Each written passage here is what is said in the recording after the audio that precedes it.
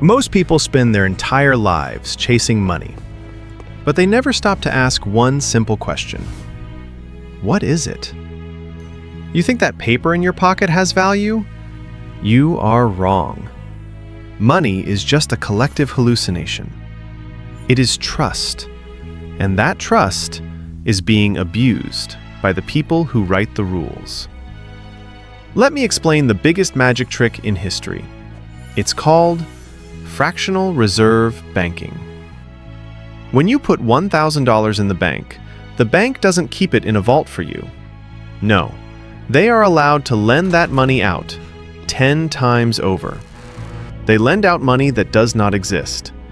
They type numbers on a screen and poof, money is created. But here is the catch. They create the money, but they don't create the interest to pay it back. This means there is always more debt in the world than there is money to pay for it. The system is a musical chairs game, and you are the one left standing.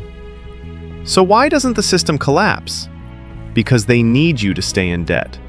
They trained you to want things you don't need. They invented credit scores to gamify your slavery. You buy the car to impress your neighbor. You buy the house to feel safe. But debt isn't safety. Debt is time travel. You are stealing time from your future self to pay for a lifestyle you can't afford today. While you are paying interest, you can't take risks. You can't quit. You are trapped.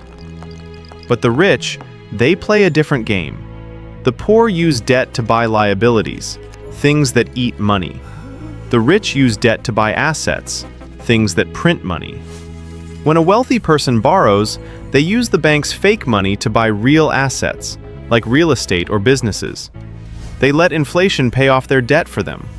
They don't work for money. They make the broken system work for them. You cannot stop the banks. You cannot stop inflation. But you can stop participating in their lie. Stop trying to look rich. Start trying to be free. Don't save in cash that is melting away. Save in assets that grow.